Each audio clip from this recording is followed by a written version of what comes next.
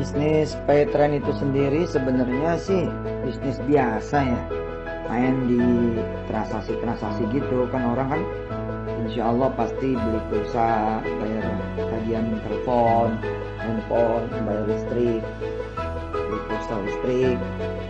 Kita tuh main di situ gitu, jadi belilah di Paytrend gitu, beli dah coba di Paytrend.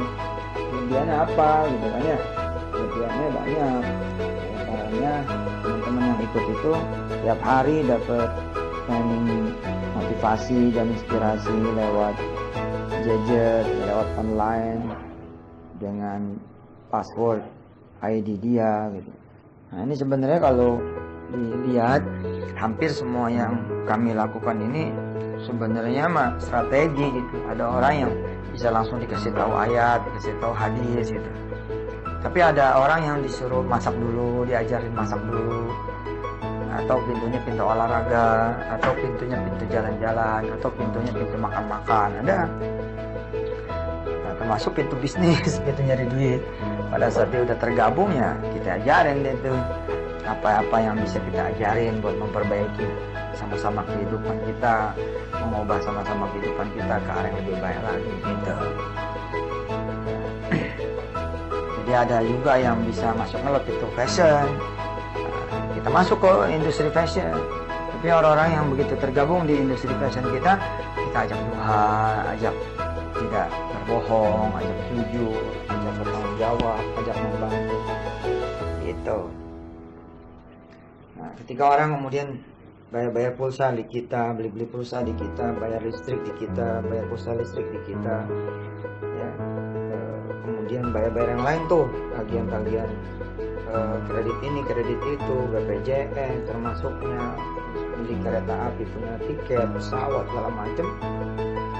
Nah, kita kemudian bagiin jadi levelnya apa?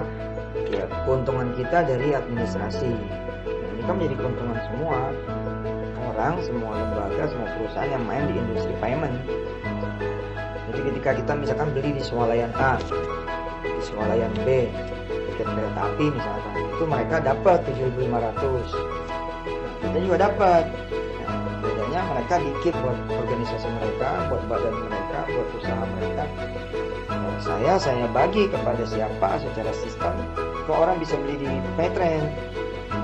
Informasi dari mana? Nah, kita bagi itu sesuai dengan kemudian pekerjaannya dan usahanya masing-masing. Udah kita bikinin sistemnya.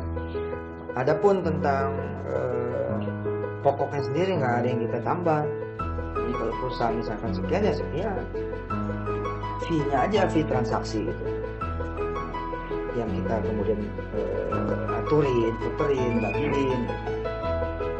Orang beli pulsa listrik, bayar listrik di kita, nambah nggak nambah. Tapi kita dapat tuh, kita ada biaya administrasi dan kita dapat fee-nya. Nah, itu yang kemudian kita bagi.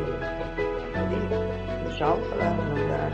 Apalagi kemudian ada teman-teman yang lebih mengerti bisa memberikan kami kebaikan, insya Allah kemudian bisa lebih baik lagi, karena transaksi ini juga menjadi darah gitu, menjadi darah bagi ekonomi, dan tidak ada kehidupan manusia yang lepas dari bayar membayar gitu. Besok ke depannya kita sudah melakukan, insya Allah makin membesar, pasar nanti pakai Paytrend. Jadi orang-orang belanja ikan, sayur, daging, segala macam, tinggal bawa handphonenya aja, tinggal tap aja, der gitu, bayar sudah. Ada warteg yang sudah jalan dengan Paytrend, ada restoran Padang, restoran Sunda yang jalan dengan Paytrend. Kalau datang anggota Paytrend di situ, karena si pemilik warteg, si pemilik kios, si pemilik warung makan, rumah makan di Padang, si pemilik kemudian industri produk dan jasa, dia juga adalah Paytrend, lalu yang beli adalah Paytrend, maka kemudian bayarnya cukup pakai Paytrend aja gitu. Nah makin lama nih transaksi makin bagus ya, makin kemana-mana, apa aja tuh bisa, sekolahan, kuliah, kursus, tol nanti insya Allah, tol juga Paytrend dikit lagi nih insya Allah bisa bayar pakai Paytrend, tap aja. Kemudian bayar gaji karyawan, ya benar-benar udah kayak bank gitu. Subhanallah. Apalagi kalau kemudian kita bisa nerapin single bank, atau banknya punya kita sendiri, bank syariahnya kita sendiri. Wow, keren. Contoh ya, 1 juta pelanggan kita, itu kan kalau mau bayar-bayar dia pasti deposit dulu. Nah, depositnya sekarang kan masih di banknya masing-masing. Besok kalau misalkan kita sudah dengan izin Allah punya bank syariah sendiri, kita single bank aja, jedar dipusatin. Waduh, kalau 1 juta, lalu kemudian bayar-bayarnya orang itu depositnya 1 juta aja, itu 1 triliun loh.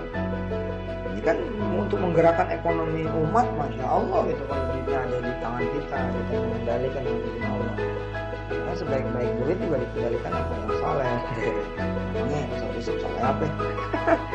Ya, berusaha insya Allah gitu. Orang saleh itu lo beradab, beretika, bermoral, ya kan, berakhlak.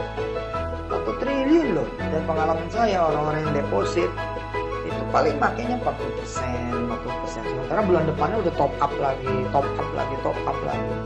Jadi tabungan dia gitu. Dahsyat ini. Kalau bisa 10 juta, terus setiap orang tuh depositnya 2 juta karena dia mesti bayar angsuran mobilnya, angsuran rumahnya, angsuran motornya, BPJS, segala macam. Belum lagi perusahaan-perusahaan dia taruh duitnya di situ ya kan, buat bayar BPJS karyawannya, buat bayar kemudian pajak perusahaan dan karyawannya. Waduh, berapa tuh? Kalau 10 juta, 2 juta aja depositnya, deposit buat paymentnya dia pada itu udah 20 triliun loh. Wah, luar biasa. Nah, kita insya Allah menghindari money game. Untuk menghindari itu saya pakai Dr. Irfan Sokiback ya, anaknya putranya Didin. Saya bilang tolong dibenahin deh ini, supaya ada akad-akad batin, akad-akad masalah. Saya juga datang ke sana kemarin, ya minta nasihatnya. Setiap ada nasihat, akad dan diterima sama kita, terus juga kita rasa dia yang benar, dia yang betul, kita ikutin saran-sarannya, perbaiki untuk menuju pada kesempurnaan insya Allah. Saya dulu memang udah mengira ya, dulu kan saya tuh orangnya merhatiin melulu gitu loh, apa aja saya liatin, saya merhatiin, saya catat. Nah, akan halnya dengan ini tuh dulu saya lihat iklan-iklan perbankan itu, ayo tingkatkan saldo Anda. Gitu. Ya saya masuk akal lah kenapa orang ningkatin saldonya gitu kan, karena kalau dia ningkatin saldonya bisa dapat duit tuh si bank itu dari orang-orang yang pada naruh tabungan atau pada deposito. Nah belakangan saya lihat kok mainnya transaksi ya, ayo tingkatkan transaksi Anda gitu, ayo gunakan kartu debit Anda. Saya mikir kenapa kok begini gitu. Ditambah lagi jangan kemudian pada tahun 2011an itu saya ngelihat billboard baru muncul dengan genre yang baru. Ada BCA hadir dengan iPhone-nya, kemudian bank-bank lain berlomba mengiklankan tinggal klik doang, banknya tuh 24 jam langsung di handphone Anda masing-masing. BNI juga kemudian keluar branchless ya, branchless bank ya, jadi bank tanpa cabang gitu loh. Jadi dia nyebutnya bukan BNI cabang Surabaya, cabang Madura, cabang Jakarta Timur, bukan, tapi BNI cabang Yusuf Mansur. Kenapa? Karena ya banknya udah di tangannya Yusuf Mansur, bank cabang Lira, karena banknya udah di tangannya Lira lewat handphone masing-masing. Wah, saya tuh mikir, wah ini pasti ada yang luar biasa. Ternyata fee based income 2012an saja itu udah 340 triliun. Nah makin kemarin ini makin gede fee based income, yang mutang tuh makin gede. Makanya kemudian pemerintah berupaya ya supaya keluarga besar penabung ada yang menggunakan bank, jadi digital money, paperless, moneyless yang pakai digital untuk lebih banyak ya, digital society-nya lebih banyak. Karena wajar, karena duit jadi pada ada di situ. Bayangin ketika kemudian semua orang bertransaksi lewat kartu kreditnya, lewat kemudian kartu debitnya, itu kan ada deposit yang luar biasa tuh, more than saldo gitu.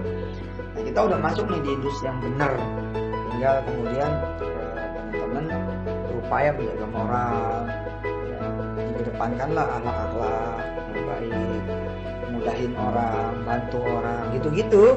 Sebenarnya sih multi-level itu bagus ketika dia tidak menjelma menjadi manajer. Saya nulis buku, ketika saya nulis buku, saya main ke Gramedia, ke Wali Songo, ke Gunung Agung, toko-toko buku. Saya nggak dapat diskon loh. Padahal saya yang punya bukunya, saya nulis bukunya gitu. Terus ketika saya bilang ke jamaah, bagus loh buku saya. Ketika saya bilang ke teman saya, ke saudara saya, bagus loh buku ini. Yuk, saya temenin. Udah mas saya temenin, saya anterin, saya tetap nggak dapat apa-apa gitu. Terima kasih juga enggak gitu loh.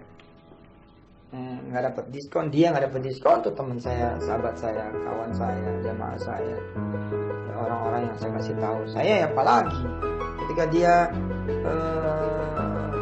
senang sama bukunya, kemudian dia sampaikan lagi pada yang lain, sampaikan lagi pada yang lain, sampaikan lagi pada yang lain, ya tetap aja nggak dapat apa-apa karena memang sistemnya tidak mengenali bagi reward, bagi hasil, tidak mengenali itu. Nah, pemerintah kan sudah menetapkan payoutnya maksimum 40%. Lebih dari itu patut dicurigai. Kami alhamdulillah Petren kita ini alhamdulillah ini sudah standar regulasinya dari A sampai Z. Apply-nya kita beresin alhamdulillah udah lama kita jadi anggota apply. Resmi, pajak yang kita bayar yar. Sampai pajak karyawan kita bayar semua, pajak transaksi juga kita bayar tuh, pajak transaksi. Oke, bener deh, saya alhamdulillah loh bisa punya perusahaan kayak Petren dari A sampai Z itu benar bersih. Allahu Akbar. Nah, ini yang membedakan gitu ketika kemudian si buku itu di multi-level kan sebenarnya yang di multi-levelkan itu kan payoutnya itu ketika kita membagi toko-toko buku ya atau agen-agen buku sebesar 15 sampai kemudian 55% kalau pembelian tunai itu yang kemudian di multi-levelkan. Harga bukunya enggak berubah. Kalau 50 ya 50, kalau 100 ya 100. Ya inilah yang benar gitu harusnya. Jadi memang mesti dibedakan antara multi-level murni dan multi-level sifatnya mandiri. Apalagi kan bagusnya multi-level itu kan dia pelatihan ya, coaching, mentoring. Nah di situ tuh kemudian saya masuk. Bahkan sampai ke ngapal Quran juga masuk ke sini, ngapal hadis segala macam. Kalau udah masuk ya sebisa mungkin kita bina karena menjadi tanggung jawab kita kepada Allah. Kalau mau orang masuk salatnya gimana kan ditanya sama Allah. Loh, bukannya nggak ada urusan, ada karena dia udah jadi teman kita, udah jadi pelanggan kita. Insya Allah saya sih benar-benar berharap mudah-mudahan Petren ini dipakai di seluruh dunia. Saat ini mungkin udah belasan negara yang ikut pakai, walaupun masih untuk orang Indonesia yang ada di sana kayak di Hong Kong ya. The Hong Kongers ya, para kawan-kawan yang di Hong Kong itu sebelumnya kalau bayar listrik tergantung yang diminta sama orang-orang rumah mereka. Kalau orang rumah mereka bilang bayar listrik 700 ya 700 yang dibayar. Nah setelah mereka daftar mereka jadi tahu, oh ternyata nggak 700 kan. Begitu dia daftar nih kan keluar tuh dia mau bayar listrik kan keluar ya sampai koma-komanya, misalkan bayar listrik ternyata cuma 134.129 rupiah. Dan begitu keluar kan dia jadi tahu, waduh selama ini kita dibohongin nih ya, gitu. Orang Taiwan, orang Singapura. Ada teman saya di Mekah, tinggalnya di Mekah 2 tahun penuh dia percayakan jagain rumah dia di Ciledug ya. Dia pasang saudara dia yang nggak kerja, dia gaji, kemudian urusan pembayarannya dia transfer listrik, air, apalagi tuh listrik, air, apalagi tuh termasuk pulsa dia juga kalau habis minta kepada dia gitu. Ternyata selama 2 tahun tuh transaksi realnya listrik sama air dan pulsa itu nggak seperti yang diminta ke dia gitu. Dia taunya apa? Ketika dia udah jadi anggota Petren, dia daftarin ke tuh listrik, dia daftarin, nomor handphone dia daftarin, segala macam, termasuk tagihan motor segala macam. Wah, udah dibagi duit ternyata masih melebihin juga. Ya pakai Petren nggak bisa. Kenapa? Karena kan ini digital, kelihatan dong angkanya. Oh iya. Insya Allah dalam waktu yang tidak berapa lama lagi kita bisa kirim uang seperti Western Union. Insya Allah nggak lama nih. Insya Allah dikit lagi, sebentar lagi Insya Allah. Terima kasih. Oh iya, satu lagi. Perusahaan-perusahaan kan pada bingung tuh ya. Termasuk lembaga-lembaga pendidikan juga pada bingung untuk bagaimana caranya meng-coaching dan mementor.